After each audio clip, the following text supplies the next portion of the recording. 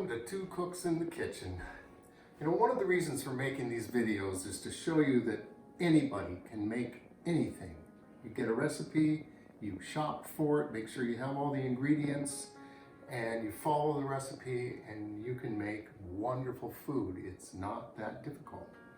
Today we are going to tackle butter chicken. This is one of Kelly's favorite things that I make. I enjoy it as well, of course.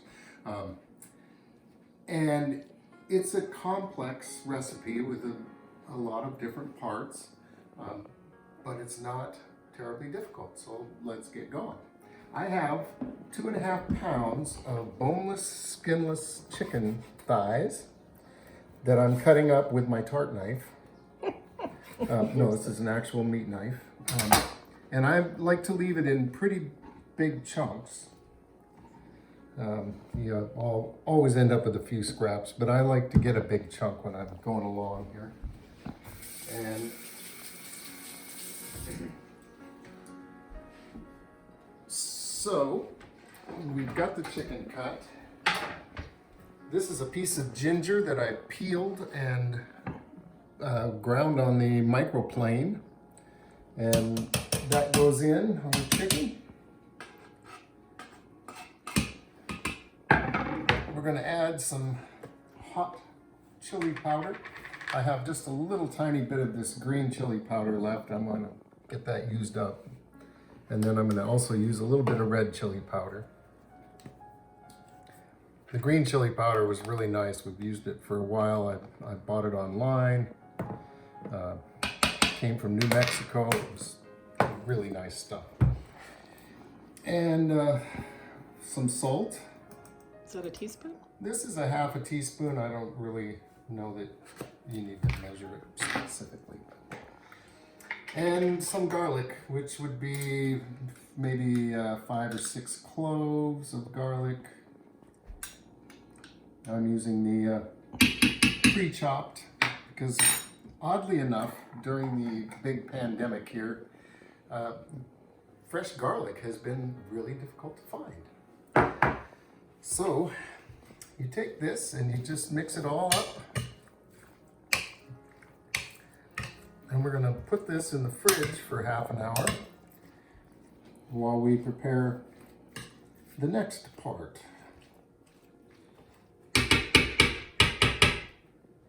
So that is step one. All right, so while our chicken is chilling, we are going to make a little sauce that goes on the chicken. Starting with a little container of, it says 5.3 ounces, whatever. A small container of plain yogurt. This happens to be Greek yogurt, just the plain is the important part. That goes into our bowl, to which we're going to add some turmeric. And I'm going to use probably about 1.5 teaspoons here. And some Garam Masala, which I make myself. And one of these days we'll do a video showing that. We're not out yet, so it'll wait. But I'm also going to use the same amount of Garam Masala, 1.5 teaspoons. You can probably buy Garam Masala already, right? I bet you can. But one thing about that spice is that every family's Garam Masala is different. They have their own unique way that they like it, and that's what I like about it, is being able to just make it my own way. And I'm going to use twice as much cumin, so 3 teaspoons. And again, I'm not being real precise with measurements here. It's just kind of by feel in some cases, but I do want to make sure I get enough lemon juice here, so yeah, it's going to work. I need a couple tablespoons of lemon juice, and I'm going to get that out of this one lemon.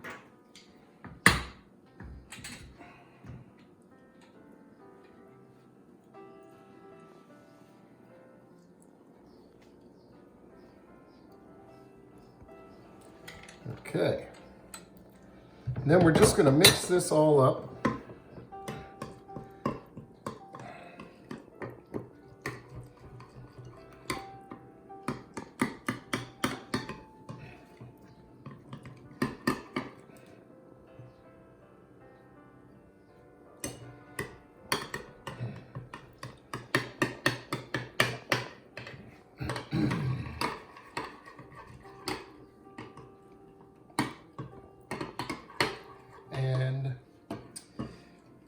this will go on our chicken.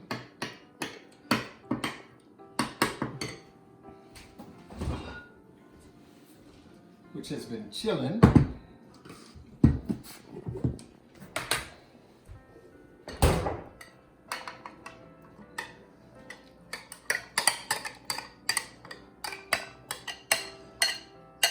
And I just don't like to waste anything. So I'm going to make sure I get it all.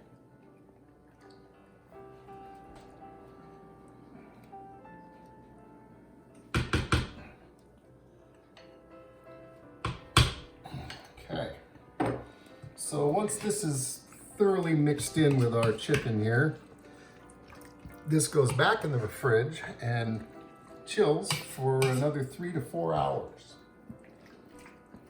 This gives you time to finish your puzzle or whatever while you wait for this to be all marinated and ready. Yeah, see there. Look at all that flavor just swimming around in that bowl. Okay, that's part 2.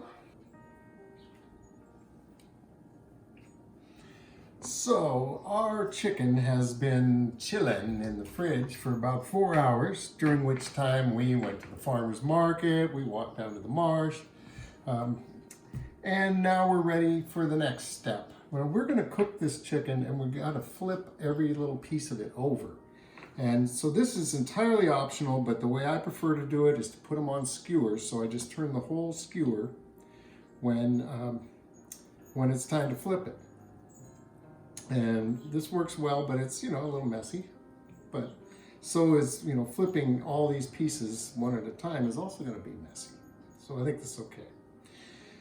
Butter chicken was created in 1947 in Delhi, India, kind of by accident. They took some leftover chicken and they threw it in a tomato sauce, and butter chicken was born.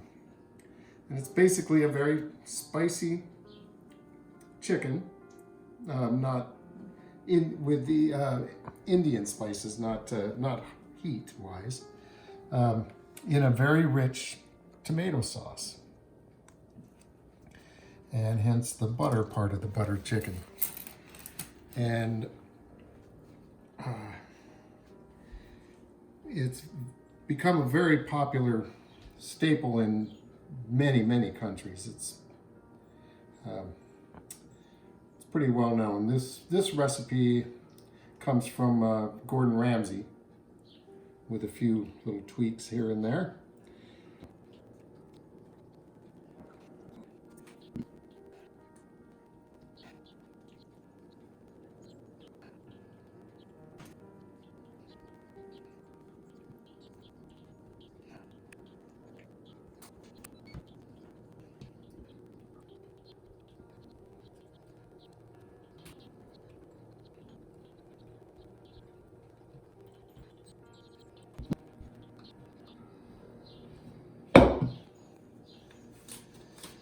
And there we have it.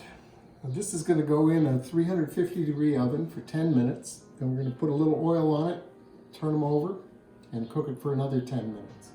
Okay. So we've been in the oven for about 12 minutes here. And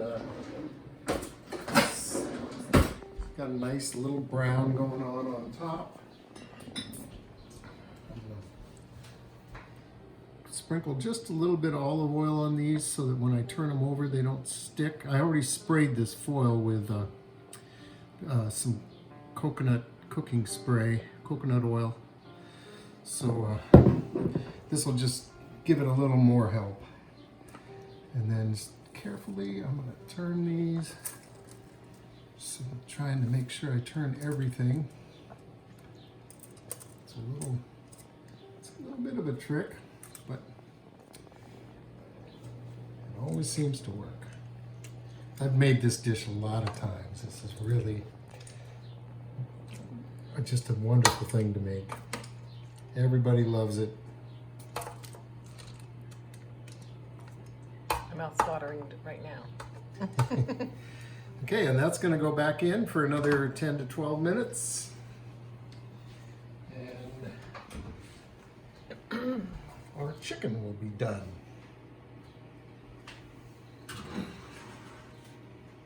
Okay, so now that our chicken is out of the oven, we can let that cool for a while, and it's time to put our dinner together. And so let's get cooking. We're gonna start with some ghee. This is clarified butter that I make this myself, and in it I put a lot of the same spices that we're using in this meal. Basically your curry spices, the warm, flavorful curry and a little bit of clarified butter. And ghee can take a pretty good amount of heat without burning, which is a great reason to use it. But I keep this around all the time. It's so useful for so many things. And you can buy it at the store. You can buy pre-made ghee. It's very easy to make. Maybe when that one runs out, maybe we'll show you all how to make some. Often it is just clarified butter with no spices in it, so you could make this to your own liking easily. So earlier today, while our chicken was chilling, we went to the farmer's market and we actually found garlic. So yeah, that's how this this quarantine has been. As you know, the highlight of the week is, wow, we found some garlic. So we're gonna. I chopped up 3 big garlic cloves. We're gonna put that in, and I also grated some more ginger. Gonna put that in, and there's still some on the grater we gotta get. Actually, a lot of the ginger just stays on the grater, and you just knock it into the pan. And I'm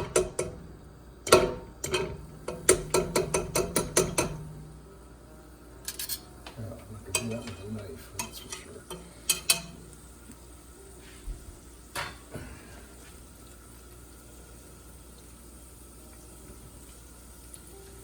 Okay. Now that ghee, just the spices in it just smells so good when it starts to heat up. So we're already smelling like a good dinner here. So we let this stuff get going just a little. And this calls for 2 crushed cardamom pods. So I've got my cardamom pods, and I'm going to put them in my Bobby Flay cardamom crusher here. I think it was Jamie Oliver, actually. Oh, okay. One of those guys. And crush them down, and then into the pot they go. Now, with all the spices we put on that chicken, we were just getting started. This calls for 2 cloves. In they go. Whole cloves? 2 whole cloves. And then a teaspoon of chili powder. A teaspoon of turmeric. And these are really your basic curry spices. They're just those warm, comforting flavors that all meld together in a good curry. Garam Masala. And this is a heaping teaspoon of each of these is going in here. And our last one is coriander.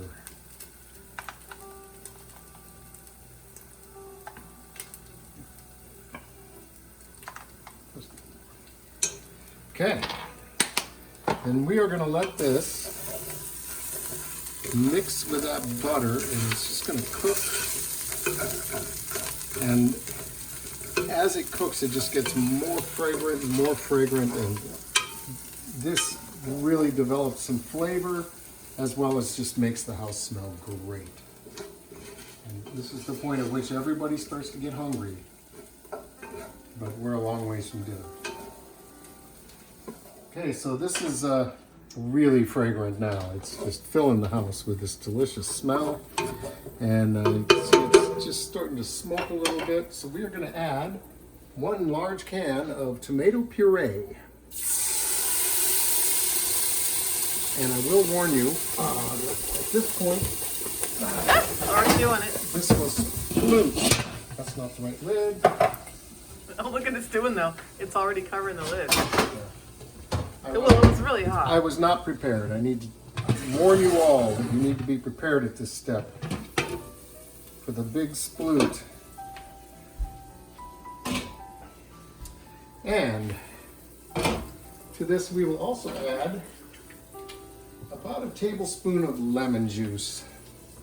I just have a little lemon here and I'm just going to use the whole thing. And you can always add more lemon juice later if it feels like it needs a little more acid.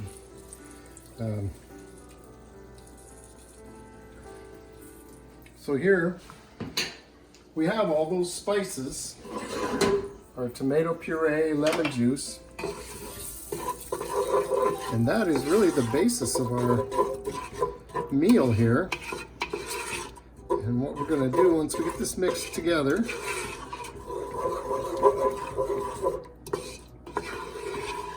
is we're going to bring the chicken in here.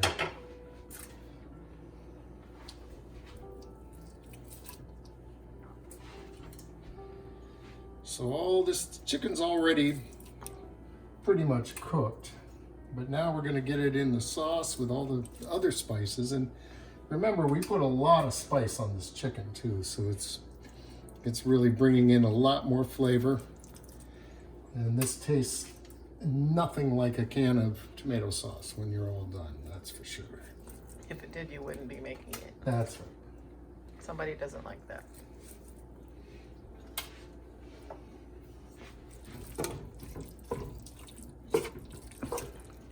So this is all coming together as a wonderful, wonderful curry. But we're not quite done. It's, after all, it's not called tomato chicken or even curry chicken. There are a couple more ingredients that make this butter chicken. One of them, believe it or not, is butter.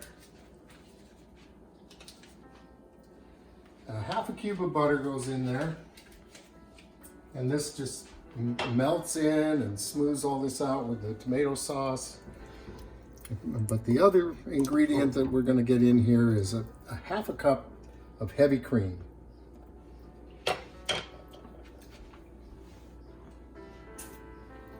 So get that in there,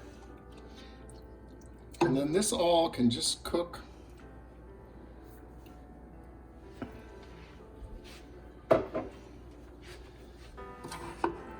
I'm going to let this all just simmer together for at least an hour, just to get all those flavors to marry and get this all mixed together. And then we'll make some rice to serve it with. And so we'll let this pot do its thing for the rest of the afternoon. Okay, so now it's time to turn our curry, our butter chicken, into a dinner. And what can we serve it with? Well, obviously rice, but let's elevate the rice. We spent all day making this curry. Let's make the rice special too. So I have here a 1 3/4 cup of coconut milk. And coconut milk comes in a can like this. We went out and bought a case of these today because we were out of coconut milk and we knew where to do that.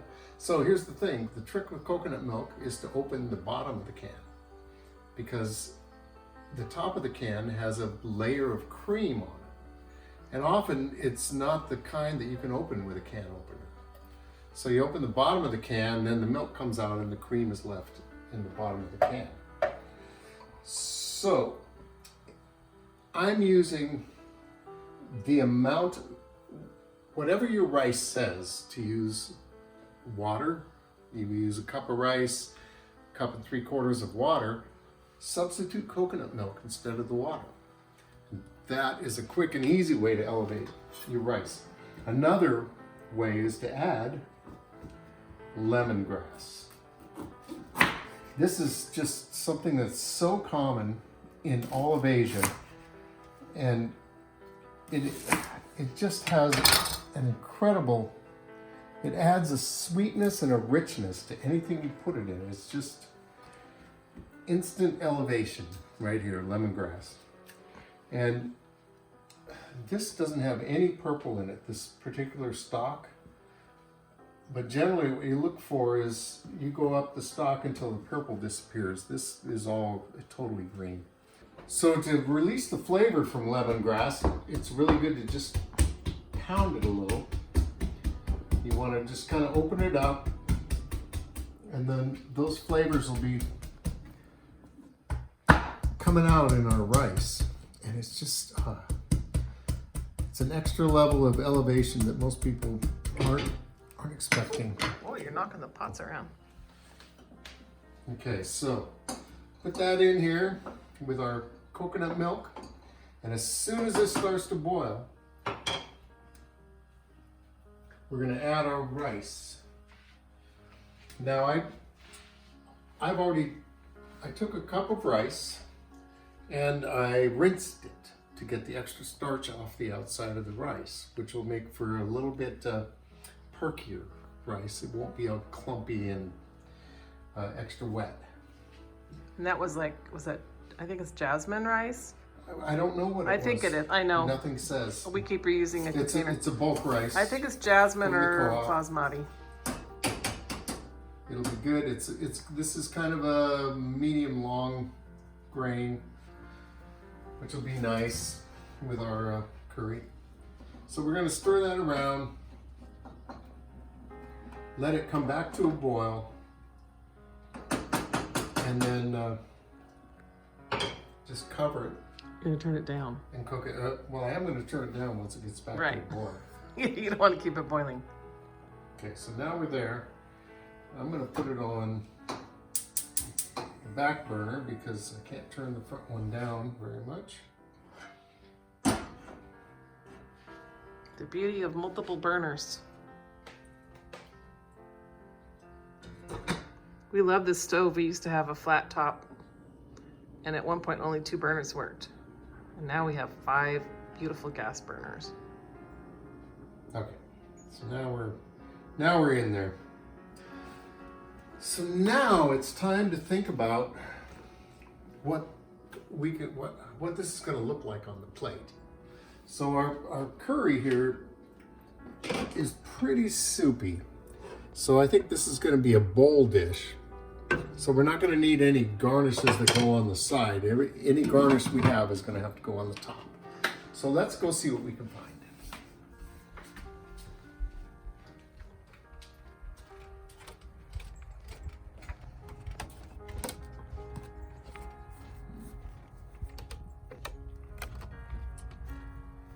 So we do have some cilantro, which the recipe actually calls for to be placed on top. They call it, it's an English recipe, so they call it coriander. And we just wait until it's seeds before we call it coriander. And then I think I'm going to use a marigold flower. Take one from down inside here. They just started flowering, so it's difficult to remove flowers, but it'll be fine. And then I'm going to get some, I think some of these borage flowers. These are just pretty little blue spots, and our curry is pretty yellow, so I think the blue will look nice with it. These are all edible flowers too. You would not You gotta look You them up don't want to first. garnish with any flour that you can't eat. Actually, nothing should go on the plate that you can't eat.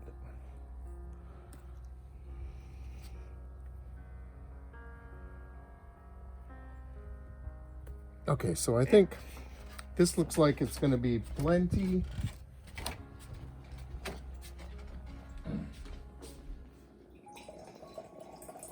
Oh, I was out of wine. So a lot of time has transpired. We've had several cocktails. We've had some wine.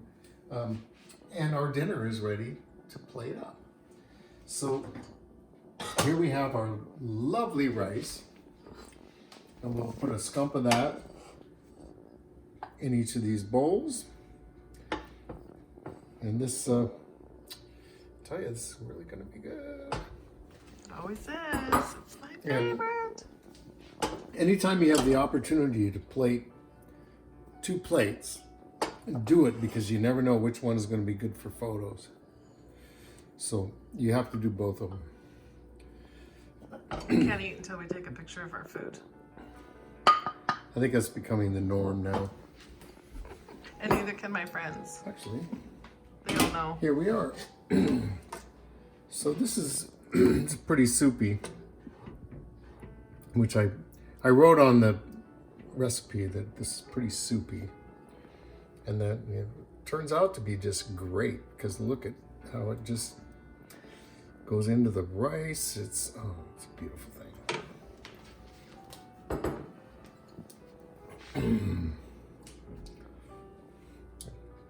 And when we first put everything together and I tasted it, it tasted a little tomatoey to me. And the actuality now is that it does not. So let's see. First we want our cilantro.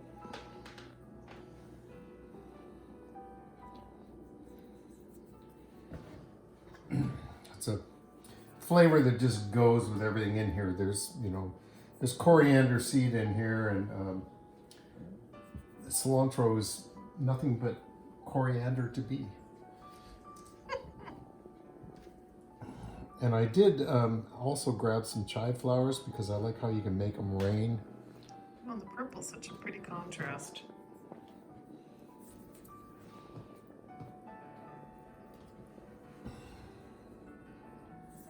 And then we have this beautiful marigold.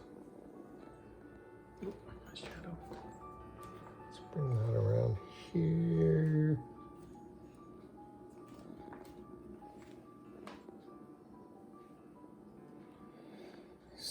Put things on in odd numbers, so let's have maybe 3 marigold petals. Oh, that one didn't work. Now we know which bowl's going to be the good one. No, this one's gone.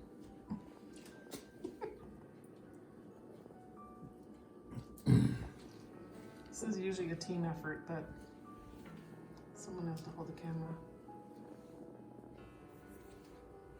And we have our barrage. It's a barrage.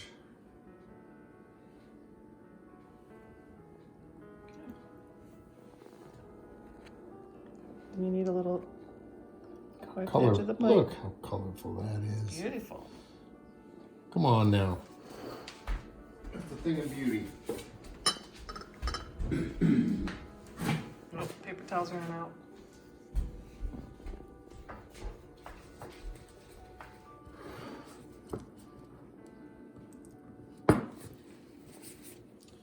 Little wipe of the plate, and look at that. And let's add some Malden salt to finish this off. A little bit of sprinkles. That's really good. This is going to be delicious. We're pairing this tonight with a lovely Rombauer Chardonnay. This is the actual cougar juice, and you'll notice we have cougar pourer. This would be a great combination with this. Another would be a lighter white wine like a Sauvignon Blanc, but we're going with this. It's one of our favorites. Don't let anyone tell you that you can't drink any wine with any food, because whatever you like is what's right. Okay, So go ahead, here take we a are. bite. Do I have to? You do, but not the prettiest one because we still have to take a picture. Okay, I'll take a bite. Okay. I guess this one's not quite as pretty. I'll eat the ugly child. Yeah, there you go. I used to be the ugly child, so. You could never have been the ugly child. Oh yeah. So the thing about curries and the thing about these spices is it's always warm and comfortable. It's like seeing a friend, an old friend again. It's there's got to be words for it, but I don't know what they are. It's amazing and delicious and stunning. But that, yeah. And it's my just favorite. it's so comfortable, and it just makes you feel like you're at home. And this is a meal that says, honey, I'm home. So thanks for watching Two Cooks in the Kitchen. We'll be back again next Tuesday with another something. I don't know what it's going to be. So it's interesting that you can't eat your food without taking a picture of it these days. So that's what happens.